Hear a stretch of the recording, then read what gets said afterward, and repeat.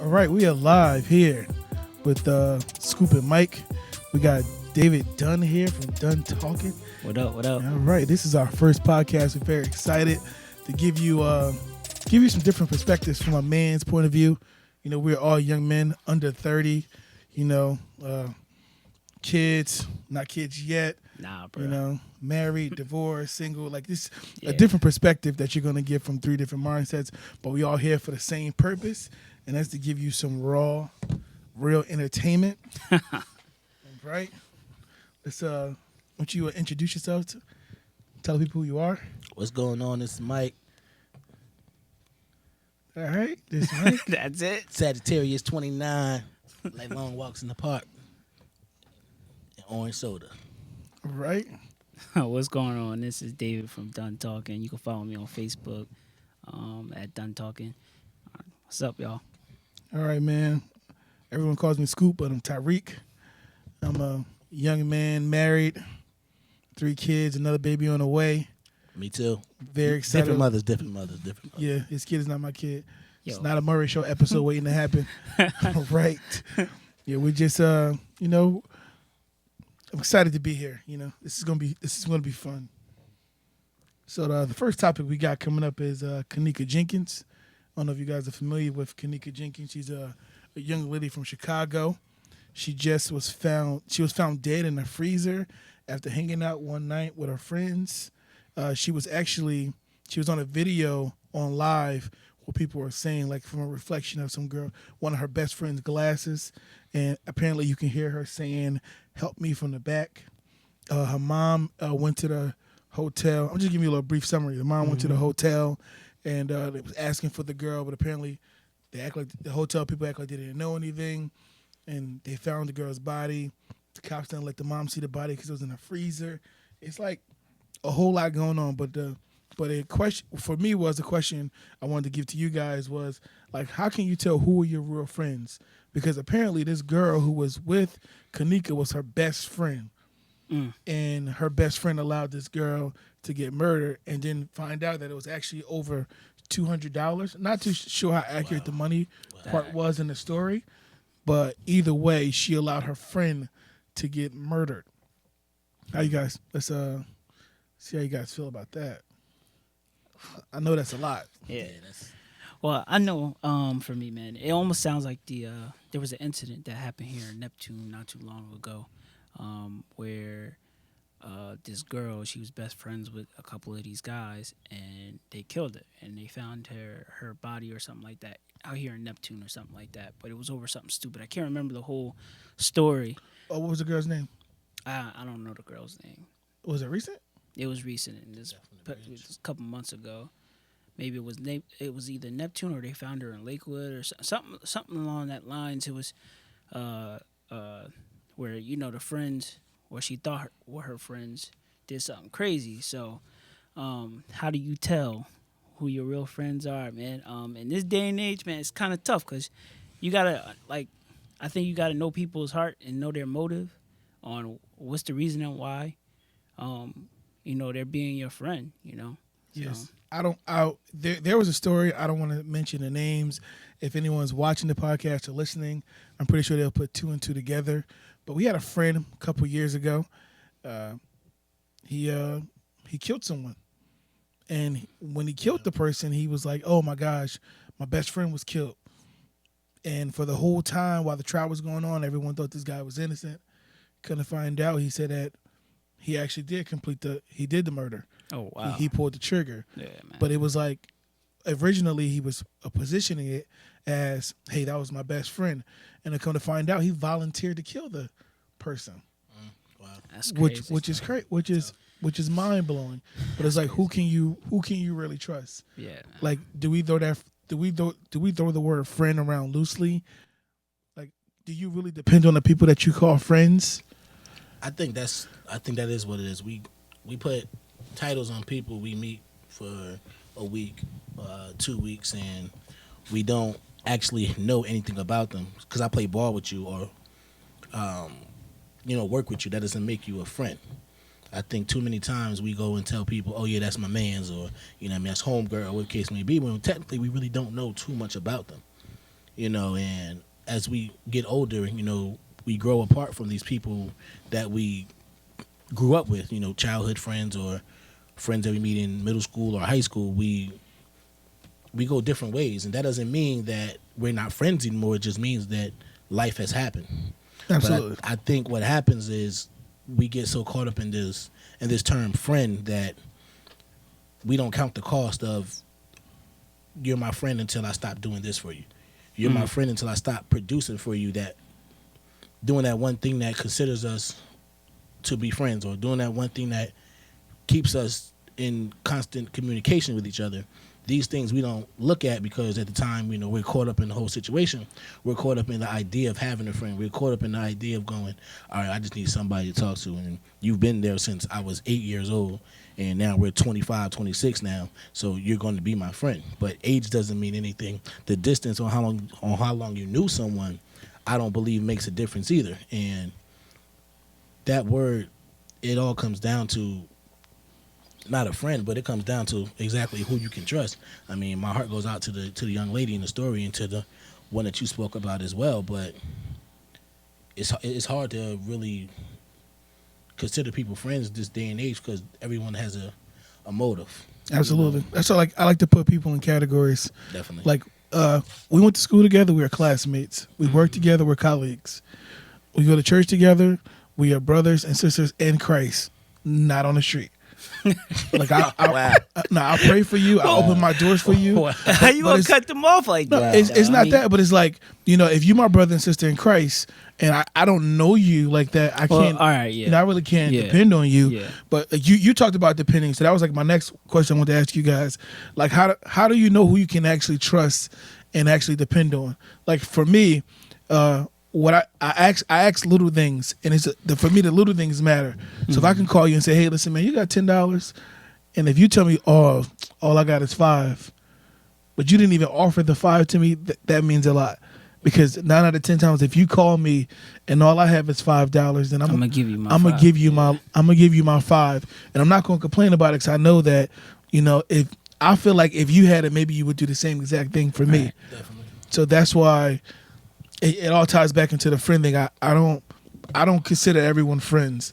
Like I have a select few who I consider my brothers, which means that I'll fight with you, I'll argue with you, I have disagreements with you, but that's not going to change how I feel about you. Right. At the end of the day, I still love you, still care about you, wouldn't want nothing to happen to you, but we can agree to disagree at times. Yeah. You understand? Yeah, man. I think for me, it's about the same thing. I don't even use the term friend too much. Like anybody who's close to me, they're my brother or my sister. Like anybody who I hold dear to me is like they family to me. So the term friend is not even being used. It almost goes into like when you're talking about relationships. Period. It can be Absolutely. used for that too. But like I'm not gonna just accept anybody into my circle. Like so, if I call you my friend, that means you're like an associate of mine. Like I may know a few things about you, you may know a few things about me, but you have not broken into that inner circle just yet. You have not earned the right to call me at 3:00 in the morning. Right. Exactly. Like you need to lift someone. Definitely. I'm assuming that happened. You've been there plenty of times. Yeah. So yeah, man. But yeah, for me, you gotta for me to depend on you, like you gotta really like show yourself accountable in many different situations. It's not just gonna be off of one situation. How would you feel if like someone that you depended on didn't come through for you? Like, cause I'm pretty on sure like multiple occasions or just like one time. With this situation with the girls in Chicago, I'm pretty sure that Kanika, she probably had went there knowing, assuming that maybe her friend was going to have her best interests at heart. Like, right. We came here together. We drove in my mom's car. You're going to have my back. Right. And then they hear like the little stuff that's coming out as far as you hear one girl in the background saying, they about to rape her. And she's like, well, I told you what's going to happen. And it's like, how can you really say, I can depend on you, not knowing that you can be possibly maybe setting me up for failure, or unless your motives, if it's not something benefiting you, like I really can't depend on you to do it. Right. honestly, well, if you look at it from their point of view, a lot of these like young people, like teenagers, they're like real naive. They use that term friend loosely, very loosely. They're easy to welcome people into their lives, not knowing what can happen or what that person can accomplish or what they're capable of or what their past is. They use that term very loosely compared to we looking at it as an adult. Like we already know we experience a life a little bit. We got hurt by people before, so we know what boundaries to set up. We know what walls. They're still experiencing that, and honestly, I kind of fault the parents for that because the parents should they should be having these conversations with their children, and they should be talking to them and being involved in their friend's life or whatever. In the lives of their children, so they know who their friends are, and the parents should be mindful enough and paying attention and alert to see, like, there's going to be little signals and little things that these people are going to do that's going to tell you that that person ain't good for you. Like, I know my mom used to do that to me all the time. Like, she was like, she didn't like one of my friends. She'd be like, nah, you can't chill with them, or I don't think you should be hanging out with them, or they can't come in the house, to me I'm like, well, why? Yeah, 9 out of 10 times it was right. Yeah. If you look at where those friends are at now. Exactly.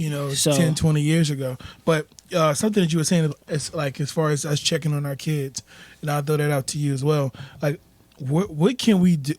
How are we actually checking our kids' friends, to see exactly, do they actually have our kids' best interests at heart?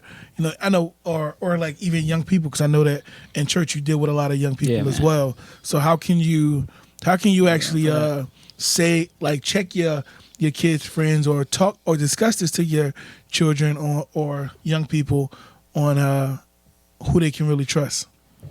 Well, my oldest is 8 years old. I mean, so the conversation that I would have with her would be totally different than that of a 18, 19-year-old, male or female child. At the same time, you got to just be transparent. You can't. I think too many times in this day and age with a lot of young parents, they're too busy trying to be a friend to their children. It's just my personal opinion. They're too caught up in what they're wearing. They're too caught up in making sure they have the latest fashion, and they're not really concerned about what's actually going on. And if they are, there's no serious talks. I mean, I'm not saying old school, but I come from an era where beatings were a must. You got beat. Absolutely. You got beat, you know what I'm saying? And you were scared to go home. Right. Like, I can remember trying to race to the mailbox for my mother because I knew a suspension letter was coming. I knew a phone call from the school was already on the voicemail, so I'm trying to delete it before I get caught. And that's not something that you see now. I was signing my own report cards. Yeah, like trying to catch it. I always got caught. I have one principal in Banks Avenue in Asbury, Mr. Washington. I pulled the fire alarm, and he called my mom, and he's like, Miss Hampton, your son just pulled the fire alarm, got to suspend him. She was like, beat him. So I remember when beatings was still allowed in school. Yeah. And I got beat when I got home too. Yeah. It was crazy. Yeah, but I think that's something that's missing in our community, in our culture. The threat is, okay, I'm gonna beat him when I get home, or I'm gonna get him when I get home. When technically these kids are doing so many extracurricular activities at the school. By the time they get home, mom's too tired. Kid, is already too late. Because mom is working 2 jobs. They're too late. Right. So now it's I go to school and have a good day. I don't want no phone calls. In a way, DIFAS is set up now with child services. You can't really put your hands on your child a child without looking at the consequences. Yeah, well, DIFAS was around when I was 9. DIFAS was around when I was 12. It was around when I was 15. It was around when I was 18. It didn't make a difference then. It shouldn't make a difference now. I believe the problem is these parents are not really. It's the culture. Yeah, they're not taking. The culture. They're not taking to effect on what's what, because everybody goes, that's someone else's child. that's not my child. My child won't do that, or my child won't do this. I think social media also plays a big hand in that. It does. Because instead of you wanting to get on these social media platforms, taking selfies with your kids, Right. you need to be actually hitting the books with them. Like experience of mine is last year, my middle son, he was in the third grade, he was failing. And we were able to catch him in time for him to get back to the level that he needed to be. But one thing he wanted to do was he wanted to play football. He's really into football. So his mother and I, we decided that the best option for him was not to play football this year, because you couldn't focus in school. Exactly. We're not going to reward you by allowing you to play activity. Now, do I want him to play football? Of course. Every dad wants to see their son out there doing sports and actually dominating the sport. My son's pretty good at football. Yeah. But I'm not going to sit there. I will be doing damage to him if I allow him to play a sport knowing that he's not doing right in school. Yeah, man. I remember, man, for me, my mom, like, math was my struggle in school. I just didn't do well with math. Like, when it came to, like, algebra and well, I didn't take trigonometry, but when it came to math, I remember, man, my mom, like, I couldn't leave the dinner table until my homework was finished. I'd be sitting there all night. I just got home. I got home from school maybe like 2 o'clock, 3 o'clock, whatever. And I'm sitting there to dinner time, and I would get a break to eat my food, but I'll have to go back. And I would be mad, crying, because I'd be like, I don't get it, whatever, blah, blah. But they made me stay there until I applied myself to, get the work done. And like y'all was saying, it's just that's not the culture now, man. We have too many parents that are either trying to be their friend, or they're afraid of their children. Absolutely. Or they're afraid of what somebody might say if they see them in public on disciplining their children. And, that's the problem nowadays. People are afraid to I think that's a big problem. People are afraid to discipline their children. Like I said, I remember when spankings was still in school. They're still kind of relevant now. I don't my children, I don't beat my children, but my sons, I go blow for blow with them. I think definitely. I know a time is going to come where my sons are going to buck up. I bucked up at my father. My father knocked me out. So, but this time around, if it happens with my sons, after I knock him out, I'm going to take him out to eat, just to let them know. Like, what do you mean by knocking out? Because remember, this is going on. This is like I'm like knocking out Iron Mike Tyson. if you get, first of all, I've accepted the fact that my sons are going to be at least 6'2", 6'3". I'm 5'10". Like, I know there's going to be a time when they're going to buck up. They're almost my height now. I know the time is going to come, and when they come, I got a kidney shot for them. A kidney shot and a 2 for $20 at Applebee's. But I'm going to get the steak because, Yeah. But yeah, it comes to, it ain't necessarily like disciplining your kids when it comes to physical, but it's like taking things away from them that they they really like. Like one of my son loves Legos. I'll take his Legos away if he don't want to do school. Elijah's really big on the electronics. I'm taking the electronics away. So what do you do when that's not working though? Like, because I know a lot of parents who struggle with that. I've taken this away and I've done this and I have asserted myself and it's just not working. My children are very emotional.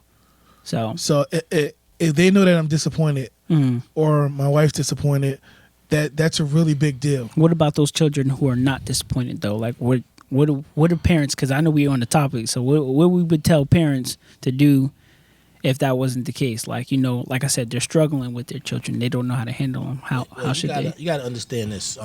No disrespect to any parents out there or anything else of that nature. I mean, I'm a product of what I'm about to say as well. You got a lot of single parent moms. Absolutely. Yeah, that's true. With a lot of multiple kids. You know what I'm saying? My mom's single parent, raised me, my brother, and my sister. With multiple kids with multiple fathers. Yes. Life happens, Yeah, man. And I don't take that away from any woman or any, so, you do what you got to do. Daddy wasn't there, Well, mine wasn't either, so hey. Daddy wasn't there. You get back and you keep it moving. At the same time, there has to be some kind of male figure who can step in. Yeah, man, for real. When electronics being taken away doesn't work. It has to be a consistent.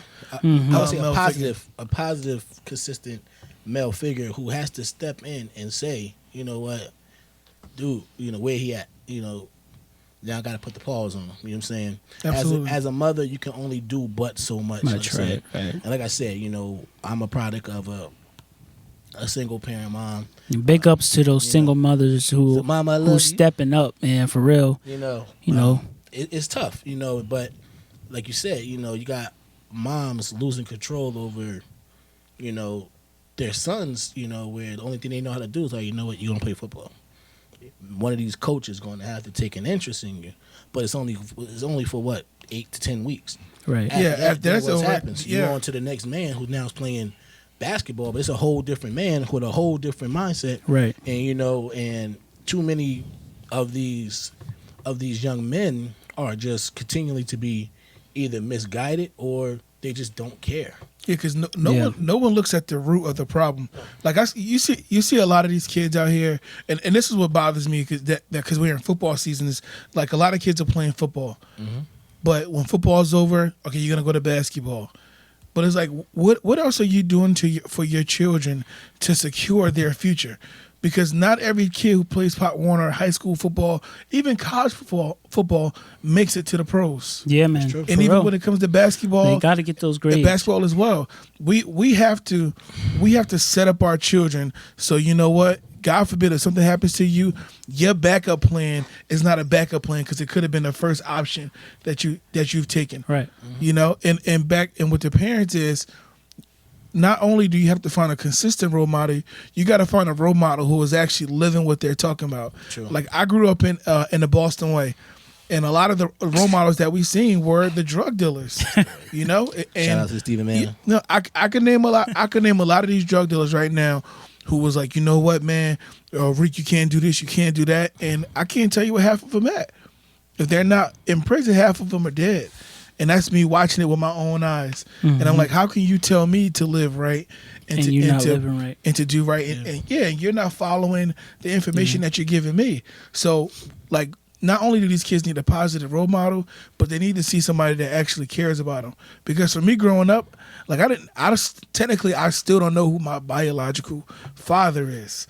And sometimes that plays a role in me being a father to my children. Me too. Because when my sons are emotional, what do I do to help them with that emotion? Because I don't know. Yeah. Or like, my mother, when she was alive, she had issues here and there. But for the most part, she was there. But with some of the issues that I'm going through as a parent, she couldn't really talk about because she had to learn as she grew older. Like I never had nobody say, hey, I love you. And you don't, and as a man, you don't come behind and say, oh, no homo, because you think somebody's going to look at you wrong. But it's like a man should be able to tell another young man, hey, I love you. And you shouldn't feel no way about it. Yeah, man. Because you should know that they genuinely love you, genuinely care about you. Yeah. So, but it all ties into like, that fatherly figure, and and true. there's a lack, of that, and it's really a call to men to really step up in the country for real. And what's crazy, what bothers me about a lot of single dads, they instead of you taking care of your child, they'll go end up in another relationship and take care of someone else's child. That's crazy. And your child live in the same town. Yeah, same town. Same town. That is probably, crazy, man. Probably in the same school, in the same class, and here you showing up for little Johnny's PTO meeting, but you couldn't show up Yeah, for your own son's PTO. Yeah. And That's crazy. it is not just money. It's like you actually spending that time. Yeah, And exactly. like forget the issues that you may have with the mother because that child didn't ask to be here and doesn't deserve to have to live a life where they have to wonder why my father doesn't love me or why my mother's not there or why can't they communicate. Right. And It's the crazy. bottom line, man. Y'all, it takes two to tangle. It really does. It takes two Three to for make your the. So, all right. Don't point at me. All right. Keep that to yourself, man. I knew you was gonna go left. But anyway, like what I'm trying to say pretty much is just saying, like, you took it upon yourself to go and have intercourse with the opposite sex. So now you have to deal with the consequence and the responsibility of that. And that's sometimes mean you're gonna have a child. And for these guys who are running off and they're not doing the right thing, remember, like, you just set an example for that child that you had to deal with. Do you really want that child to go through what you may have dealt with? But it's messed up, man. It really is. Like, you know, in most cases when you see a lot of single parents, when the dad's not around, it's probably because, like you said, his father wasn't around. Yeah. And his father wasn't around. so take responsibility, man. Like we gotta break that cycle, man. It's too much of that going around, for real. You know. But what do we do when we have friends who are a part of this cycle, who we know are just not taking care of their kids, not doing If right? I have a friend that's not taking care Gotta do of the their mom. child, Gotta do the mom. would you? Gotta do the mom. Get with the mom, man, and show them what's. Nah, I'm messing. I'm just playing. Nah, man. I'm just joking. Nah, first of all, I I'm think just you joking. were serious. I was just joking. Yeah, man. I was like, your I first was thing, just I'm getting with the moms, man. Get with the mom. Nah. Change the last name to Drake. Now I got 5 kids. Nah, we just playing, man. Yeah. No, honestly, Do you even consider someone a friend like that? Like, see, my thing is, I'm all about accountability. Like, Nah, yeah. like if you're wrong, I'm going to call you out because I expect that if I'm in the wrong, for you to call me out. Right. Yeah. But what do you say to men that you know are not taking care of their kids? For example, there was a girl on my Facebook. She was talking about how her kid's father, they was paying $25 a week for child support, and he wasn't paying it. And then And that's what the court ordered him to pay. And that because he doesn't have a job. And it's funny, I actually like I looked at the post and I was like, yo, that's kind of disappointing because one is like these kids are going to be on social media eventually. mm-hmm. And Facebook has a way of reminding you every year of the posts Right. that you put up, the true. pictures.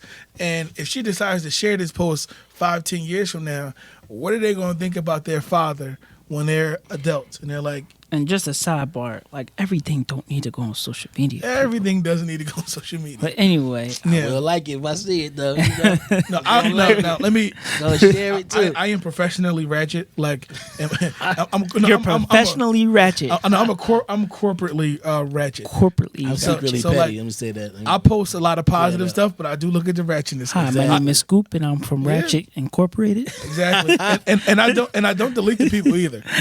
You know, like that balances out my life because I go to work, I deal with a lot of customer issues, and then you come home, you're like, oh, look at this ratchetness. I appreciate it. It makes your day, man. You Take the know that somebody screenshot, got send it worse to your than other you, corporate man. friends. You know Like, somebody else got it worse than you. man. Exactly. Yeah, man. It's Like, great. yeah, I got fired, but I ain't got that going Yeah. on. I ain't got fire, you know. I ain't got fire, Usher fire, you know. Just got fired, you know. Yeah, man. I mean, luckily, I really don't have friends who don't take care of their children. I mean, Yeah, man. like, I don't have those. it's surprisingly, I mean, not saying surprisingly, but you look at it and you're like, man, all the guys that we hang out with that have children are heavily involved in the life. I mean, that's a great Right. thing, and shout out to those men, you know, who do it. But if I had someone who really, I would try to, you know, I would have the reason with them, you know, show them, you know, how fun it is to be that of a parent. You know what I mean? Right. It's tough. You know, it's not there's no excuse for it. You know what I'm saying? Like I said, I myself was not raised by my father at all. Hadn't had any contact with him until I was about 2021, and I got a letter in the around Christmas time, a Christmas card actually. But we're slowly having communication with each other. But to someone who's not raising their child at all, by chance of them still being in the same exact town with that child, I mean, I couldn't even consider that person to be a friend because they're going to be missing out on everything that I'm doing with my children. You know what I'm saying? But you know what's crazy? When in most cases where the father's not around, if the father decides to come back around, the children are like forgiving. They welcome these fathers in with open arms. You hear some cases here and there like when they're like, hey, you know, why wasn't you there for me? Those questions that you're gonna have to answer. But in most cases, the kids are like, I'm just happy to see you, because there are a lot of kids now in the inner cities that deal with a lot of parents that are in prison. Yeah, You know, that's true. but some of the kids that I see now growing up, majority of those parents that I know, like if his dad's not around, his dad's probably facing time. Him or her, the parents are in jail. So it's like, what do you say to that kid that is like, yeah, my dad's facing a 20-year bid. I'm 7. You know, maybe when I see by the time my father gets out, I'll be a father. Right, you be a grown man already. Yeah. Man. That's rough, man. Yeah, in that sense, I would say it's kind of different. I mean, you got visitation, you got letters that can be written and things of that nature to maintain a certain relationship with this individual. At the same time, for someone who's completely out of the system and just refuses to do that, I don't know really, I have no respect for that individual at all. You know what I'm saying? Moms too, you know what I'm saying? Not just going to make this a whole about the bashing dads, bashing, man. yeah. Yeah, because there's some moms out Some there. ratchet moms. Exactly. You know, Some deadbeat it's moms. And at the same time, like I said, I use that as an excuse. Being in school and acting a certain way and things of that nature. Or why are you acting like this? Oh, I don't know my dad. I don't know my dad, that's why I'm doing this. So I don't know my dad, that's why I'm doing that. It's not an excuse, but Yeah, that was my excuse to get out of trouble, but it never really worked to a certain extent, But for those, children who welcome their fathers with open arms, that's great, But sometimes it's the father who comes around with a new pair of sneakers. Sometimes the father comes around with a new video game. So it's like you're trying to buy back your child after all the time that you missed. Well, you wasn't locked up. It's just you just chose not to be there. All right, so you saying like the fathers don't come with nothing, just show up, right? I got you. I like that. Yeah. Because I look at it like this: like for when I see children that deal with parents that are incarcerated, and I look at it and say, you know what? There's nothing that you can say or do to be like, you know what? Hey, man, I got here by mistake. Unless it literally was a mistake. yeah. Most of the time, you've made the decision to get to where you're at. Now, I commend you for coming back out, doing what you have to do for your children, because there could have been a time, by the grace of God, that I could have been in your shoes. Right. Because I never lived a holy life my whole life. I made mistakes, but I never was put into a position where I had to look at my children from a glass wall or a glass window, or I had to talk to them over the phone, or I had to write them letters. I thank God for that. But and I don't take away nothing from those parents, because it's a lot. For one, it's a lot to be locked down, but to be locked down mentally, knowing that you can't do what you got to do for your kids, it should give you more motivation to come out and do right. True. And not make those same decisions over and over again. I think it's a mindset, man. Really, that, and the way y'all explain it to me, it sounds like just a real mindset. These guys got to really change their mindset, and again, not just the dads, the moms out here who be wilding too. It's really, you got to change your mindset. You really got to focus on what is more important. Is getting down with your crew and getting locked up, getting street points or whatever, blah blah, more important than being with your kids. Street points, man. Y'all know what I was trying to say, bro. Street cred. There you go. Street points. Yeah. Street points with Dave. But anyway, is that more important than spending time with your family and making sure your kids get to the right place in life, and they make sure they're going to be something great in their life, or whatever. Yeah. How about this? Let's switch it around. Have you ever had bad dad moments? I think I had bad dad moments when it comes to food. Because if it's pizza, and I know my kid wants the other slice, but I'm really hungry. Yeah, my son comes. I be playing 2K. I like to play 2K. And my son comes in right at a crucial moment and wants to play the game with me. When you're in the season. I'm in right in the middle of my season because my player popping right now, overall 84%. You know what I mean? And I'm like, yo, I'm winning. He's like, can I play, Dad? I'm like, nah, man, not right now. I'm busy. I'm playing this game. 2 hours later, he come back and still want to play. I'm like, yo, no, I'm chill. No, go do something else. I bought you a video game yourself. You never played it, so I sold it back to GameStop. But at the same time, yeah, I've definitely done that. Have those moments a lot. Just not as selfish reasons. Just sometimes you want your own time. Yeah, ain't nothing wrong with that. Yeah, I think it's crazy. I think it's crazy. I know times where in the morning before I'm getting ready to go to work, I look in the fridge all right. So over there, I see we got some beef jerky, we got some pickles. All right, I'm gonna eat that later. I'm assuming that nobody gonna touch it. You know, it's been sitting there for 2 days. Nobody touched it. You know, it's just right for me. And I get home and it's gone. And then everybody's looking at me like, you know, you didn't say nothing about eating it. But you wasn't even thinking about it until I thought about it. True. You know, like I think it's crazy. Like, even in the morning, I can't even find my shoes. My shoes are in my kids' room because they want to walk around with my shoes on. But my daughter's at this point now where she want to steal my socks. So, because the socks go all the way up to her knees. So it's crazy, man. That's crazy. Things that we used to do when you were younger. It's like repeat cycle. Well, I'm not a dad, but Like your mom dress shoes? No. She did. There was no Miss Deathfire running into my blood. You will not Tu Wong Fu me tonight. It's not gonna happen. First of all, when I was 7, I dressed up as a girl. That's how you know you broke. You say you dressed up as a girl when you was 7? For Halloween? Yeah, I had no choice, man. You broke. And when you broke, you know you wear your sister clothes on Halloween when you broke. Yo! I'm a bum. So you was Halloween? Yeah, we ain't wash our clothes. I'm going to be a bum.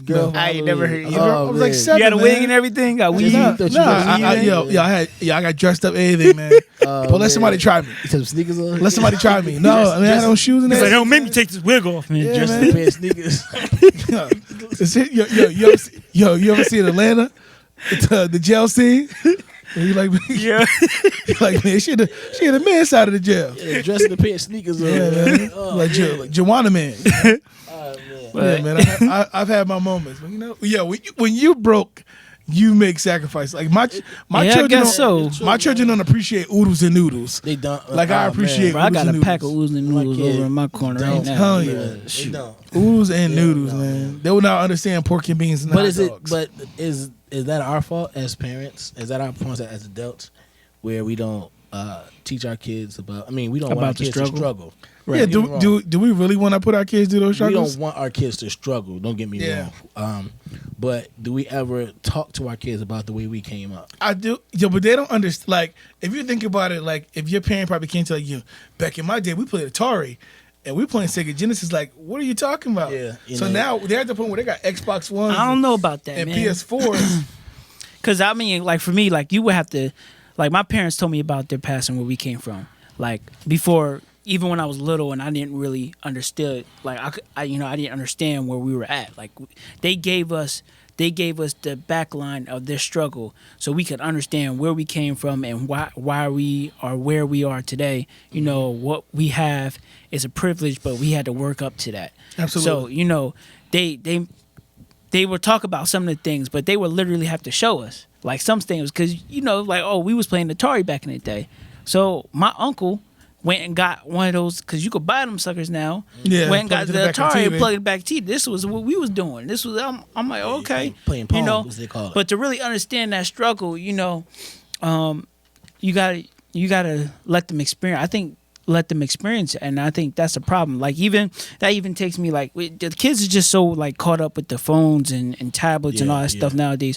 Like we had a fire pit over my house not too long ago, and one of the mothers, they brought their kids with them, but all they was doing, they was just complaining about coming inside to watch TV. And we like, no, man. Like everybody's like, no, just enjoy the fire pit. Like I don't get this. This is We used to boring. love to you be know? outside. Like, but this is like, you know. I mean, everybody might not enjoy the fire pit, but you know, you got to teach them about these things. Roasting s'mores over a fire, putting it together, eating it. It was freaking delicious. And then you know, they went and ate it, and then they couldn't have. One kid ate too much where his stomach was hurting. See, So it was just like there are some things I'm willing to show my children about the struggle. Not everything. You know, I'm not. Yeah, I don't think you should show them We're not everything. doing roaches in cereal. Right? No. That's not good. doing roaches in cereal. We're not That's doing right. cereal and water. We're Right. just. Nah. Yeah, We're I don't not- think some things. We're not yeah. drinking dry milk that you got to put the water in and mix it. We're not. Oh man. I've never had that one, but I'm not doing canned ham with my kids. It's not going. we're not doing like I remember, man, me and my brother, he turned this into a contest so I wouldn't be afraid. We used to run it, like we used to get home late at night, turn on the lights, and all the roaches that's in the middle of the floor were scattered all over the room. So the game was to smash all the roaches before they got away. Whack a roach. Well, it's really stop a roach. Like, so we was running around stopping. He's like, you get them all? I'm like, yeah. Like, you know, but that's the struggle. You shouldn't have you to don't want- change. you don't want your yeah. Like to see I that, sometimes I do drive around some parts of Asbury, And it's sad because you see people that you went to school with. Yeah, that's man. true. And I'm like, hey, listen, like this is such and such. Like I went to school with them. I'm 29. You know, maybe 20 years ago, we sat in elementary school together, and because of the decisions that they made, sometimes it happens based on just the environment that you're in. That's all you know. That's true. You try to yawn true. away from the camera. You And you yawn look on right the camera. into the camera. Try to get away from the Yo, microphone. please put that in the video. Please make sure that's in the video. I forgot it was over there. You don't want nobody to see his It's face. all so He you- wasn't right, but you it's look right there directly in at the camera. Yeah. Screenshot amazing. that. Screenshot that and send it and You're upload it on amazing. Facebook and send it to me. The two Mikey things- Scoop you get a show. mention Yo, on the next two episode, things, man. two things Show. random about Mike. He got an Android phone and he yawns in front of the camera. That's right. That's right. That's right. He got a Right. purple teddy bear jailbird shirt on. And you are yawning. First of all, yo, Look, come on, man. what you got to say, man? Look, the kid struggle is real, man. So Yeah, the kid struggle. you know what I'm saying? The kid struggle is real. Today at my job, you know, we were talking to the kids about going retro, and it was in the aspect of video games. So they had the opportunity to play the games that I played when I was younger, and I'm talking about, you know, the Madden '93, the Sega Genesis, you know, When Bo Street Jackson- Fighter, you know, Streets of Rage, you know, The Lion King, Nintendo Aladdin, 64. you know, Pac-Man. These games where the graphics compared to now is horrible. And we thought those graphics was We dope. thought exactly, but so we had the opportunity. We talked to them about that, and I told them, I said, could you survive in my era of video gaming? And you know, these are 11 and 12-year-old kids, and they're like, nah, man, there's no blood. You know, there's no girls with, you know. I'm like, whoa, you know. So I'm like, this is the era of, you know, I thought was the best era ever. You know, and then as time progressed, they came out with Sega Dreamcast and Sega Saturn, you know. Now we got PlayStation. Yeah, you know, we got Nintendo 64 was probably the best game, but the best system ever. I like blowing out your cartridges like No, exactly. You know, that's real. only you could fix your Nintendo 63. Exactly. Nintendo 63. 63. Hey, you really struggle. Yeah, the struggle. Oh yeah, Nintendo 63. 360. You know, and they didn't understand that even like, you know, around Christmas time, you get the new game and you're playing that game for hours and hours and hours, to the point where these kids, you know, they don't even want games anymore. You know, they want the game. They want to go online. We didn't have that option to play video games Online and play with other people. You know, so they understand that. You know, like certain games, we had to buy the connector piece just to play with 4 other people. You know what I'm saying? I think Nintendo 64 had to be the first game that came out Before controllers. with 4 controllers. You know, now we're playing GoldenEye. You know, we're popping that. That's the game, We're sweet. GoldenEye. Now we playing Mario Yo, Kart what was your 64. favorite? What was your favorite controller color? Was GoldenEye the James Bond game? Yeah. It was Yeah, ice, I my remember favorite that, color yeah. was ice blue with the rumble pack. Yeah. I was a they big. had a roll I was a pack. big fan of the yellow controller. I don't know why. Had a rumble pack. Mario Yes. Kart was lit. Mario Kart. Mario Kart was definitely lit, Kart. bruh. You'll never get Bowser because he's slow. And now that now the thing about it is now, you know, these games are now coming out again. You know, Right. They're just being Revamped. to a bigger graphic scene where you're like, yo, this is ridiculous. I remember a couple years ago for Christmas, Family Dollar was selling the Sega Genesis, the throwback ones, and well, it wasn't the one that we grew up playing, but All right. they had like 40 games on it where you can actually play Yeah. the throwback games. You're like, yo, this is crazy. Yo, but it's politically correct now. You know, Mario was a plumber. We all know Mario and Yeah. Luigi Yeah. were plumbers. They're not plumbers no more. They're not. Nah, they're not? just like average men. I forgot the name of like their actual. They have occupations like. So he's like he's no longer a plumber because I guess that's degrading. Like it's How's a a job. plumber degrading? It's a job. I know plumbers making $100,000 out make here more, right now. Make more than me. I agree. Right. Dang. Yeah, That's not degrading at all. Speaking of Christmas gifts, like what was your favorite Christmas gift you ever got? Oh, dang. Why y'all thinking? I had a wrestling ring suitcase. Was it like 96? Probably. Like 96, Around 97? there. I was in Bangs Avenue School at the time. Shout out to Bangs Avenue. Miss Valens. You know, I had this. Mr. Roger. No, Mr. Enoch Peters. That's who it was. You know, and I think. Go ahead. I thought you finished. Oh, The principals that suspended me, man. Go ahead. You ain't talking nothing about the gift. Go ahead, man. Yo, what's your favorite gift, David? I could recall two, like, but I'm gonna do the first one, the very first one when I was real young. My grandmother got me like this life size, those cat machines, the big yellow constructions, like they had the cranes and the claws. Yeah. So it was like a life size version of that. Like that thing was almost as nearly as tall as me. That was like one of my favorite, Christmas gifts. The thing is, I got mad at her one time. I threw that sucker down the steps. Nah, I wasn't good. My grandma was crazy, man. I got beaten for it later. You don't do Yeah, that to Jesse, I man. got tore up. Jesse made about that life. It was like I spent all that money on that. You throwing it down the steps, like. But yeah, that was one of my favorite Christmas gifts. My favorite. It was my birthday and Christmas gift. My birthday gift. My birthday is December 9th, so. Like usually everyone gives, if I got a Christmas gift, it was my birthday gift. But my grandmother, my grandfather, they got me a drum set. Like this was my first drum set when I was 6. Electric drum set, kept it at their house. And then for Christmas, they gave me I was 6 going into 7. They gave me it was a portable radio with one speaker on the side with a cassette player. It was a Ice Cube, Today Was a Good Day. That was my first ever, like my best Christmas gift I got. That was and so like even if I hear that song now, it brings me back to when I was 7, walking in the Boston Way, listening to that one song with them big old D batteries, trying not to fall out the back. So you got to tape the back of the radio up because I lost a piece on like the second day. Oh man, it's crazy. Oh, the struggle to D batteries. Now, as you get older, do gifts and presents, do those devalue? I would say no. I would say no only because I'm at the stage in my life now where like I'm big into tools.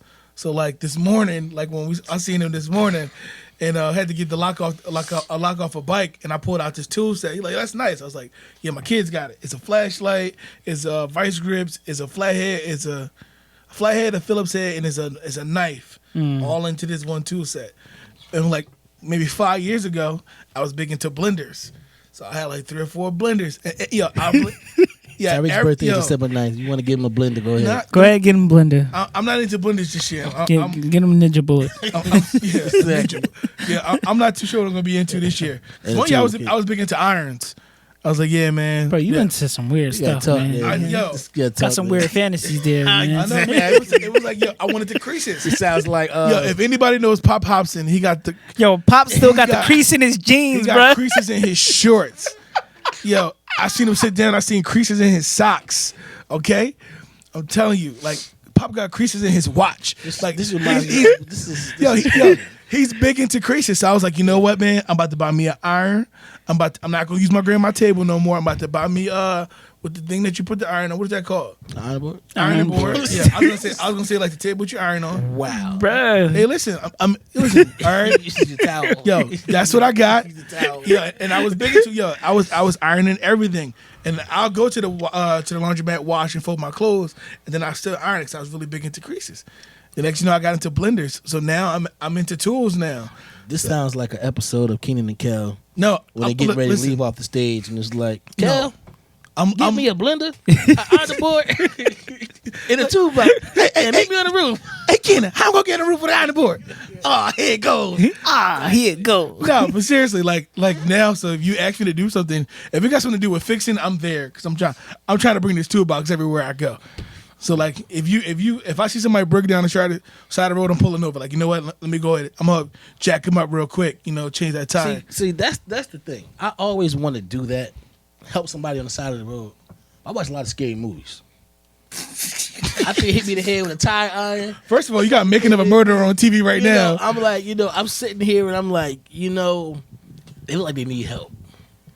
But I feel bad because I never pulled over and asked them if they needed help or not. Because I watched too many scary movies. Well, I'm going to tell you, I had one situation. This was an odd situation for me because I had mixed feelings about this person. I was 2 seconds from knocking this person out, but I was genuinely concerned at the same time. I'm riding down the street on 18, and this dude is swerving across the road. And I'm like, he almost hit my car like 3 times. I'm like, what the heck are you doing? Like, I'm going off in my car. Like, yo, I'm beeping my horn. just wasn't getting this guy attention. So I get up on him. This dude is dozing off in his car. Wow. Like he's just like going in and out. Like, you know, so Stevie Wonder, that shit. yeah, man, Stephen Wonder and that joke all over the road, You gotta man. speed up, let him go. So I'm man. just like, I'm like, are you kidding me? So I'm beeping my horn. I get in front of him now because I'm just like, you're not gonna hit me. So I get in front of him and I start beeping my horn, like trying to get this guy's attention. So eventually, he got, you know, I guess I got his attention. He pulls over to the side of the road. So I pull over, and I'm like, yo, dude, like, you all right? Like, what the heck is your problem? You know? And he's like, I'm all right. But his words were slurring. So you could tell he was either under the influence of a drug or he just got done drinking or something like that. He was drunk. Let's just say All right, that. let's see. Call it what it But is. it He was just drunk. didn't seem drunk. It seemed like it was more like an under influence. Like he had like a heavy drug that had him really like messed up. So Percocet. like right, that was his theme song. He was zooted. You know, and the cops showed up after that. As soon as the cops showed up, I dipped off because I'm like, I'm not being involved in that. But at the So same you time, telling on people, David? I dipped, bro. Oh my God! Hey yo, I was telling Mike, hey yo, I snitched on these kids a couple weeks ago. Oh man, yes. So That was hilarious. I'm man. at my grandma's house and these kids are shooting paintballs. So I seen a cop. I'm like, yo man, some kid over there with some cougar pants on. He's shooting paintballs.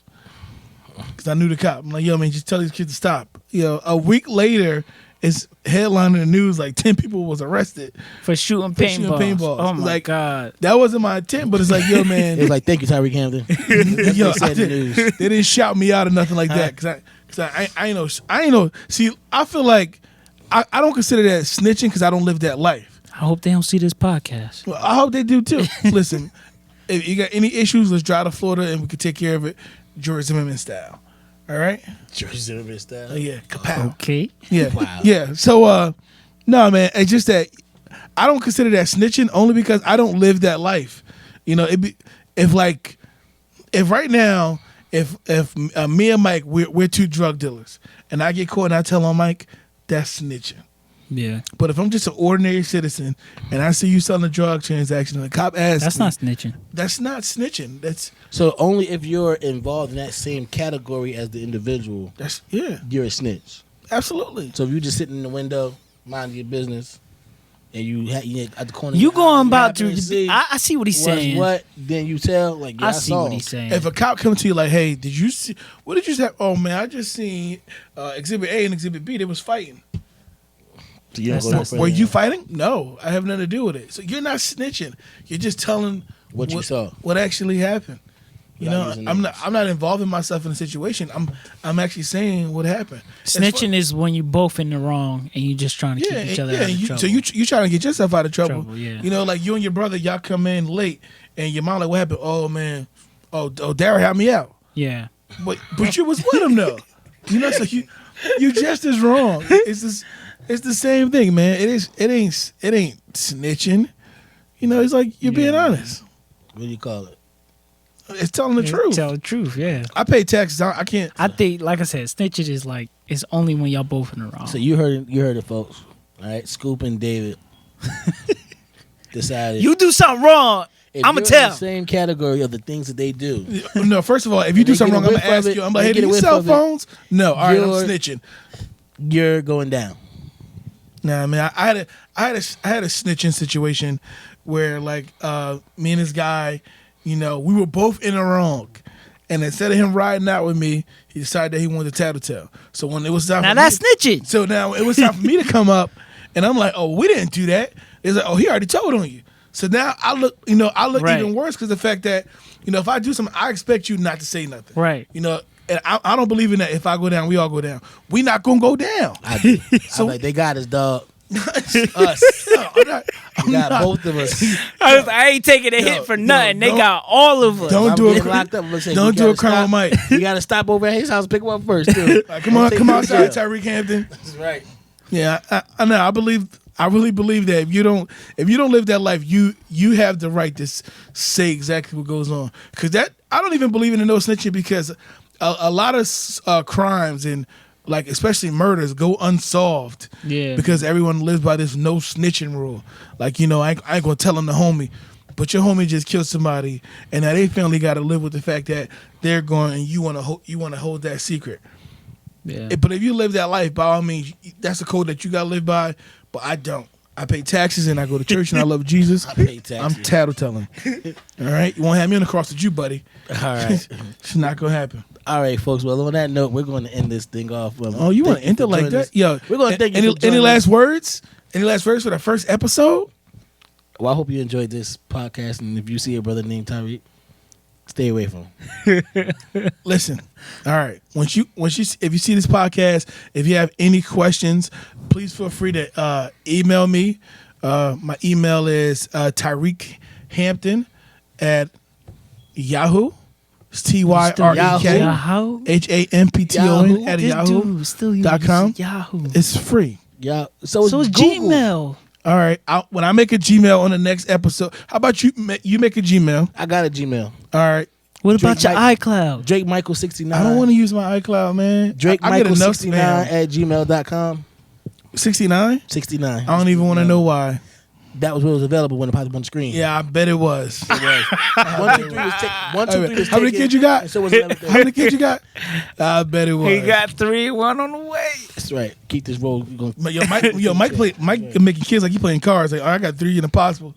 we got the same amount of kids. Bruh, yeah, y'all really do. No, 3 we in the don't. possible. We got Yes, the we same do. amount of kids. Yep, Yes, 3 in let's the do it. possible. That's right, little brother. Good job, man. Treating y'all kids like Follow my spades. footsteps, man. Yeah, first of all, I love making kids. I love taking care of them. Amen.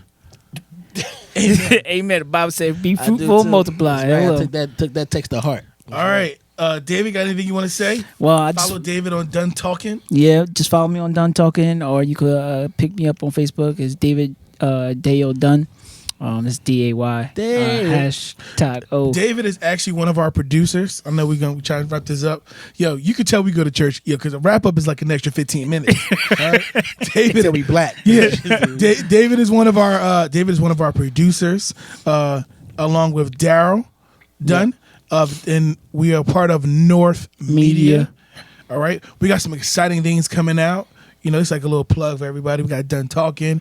We got live with Mikey Scoop, Scoop and Mike, however you want to flip it. Eventually, we're gonna do a Facebook Live pretty soon, man. discussing any questions that you guys may have, or you guys want to get our take on it or our spin on it. Like we do current topics. We're kind of trying to stay away from political stuff, but I'm pretty sure it's gonna happen regardless, because we like to have fun. You know, we want to keep it positive and want to talk about the things that you never hear or you never get answered. And that's what we're here for. Yeah. So with that being said, I'm Tyreek Scoop Hampton, I'm Mike, Mr. Charm Drake. I'm David Dayo Dunn. and we out. We out.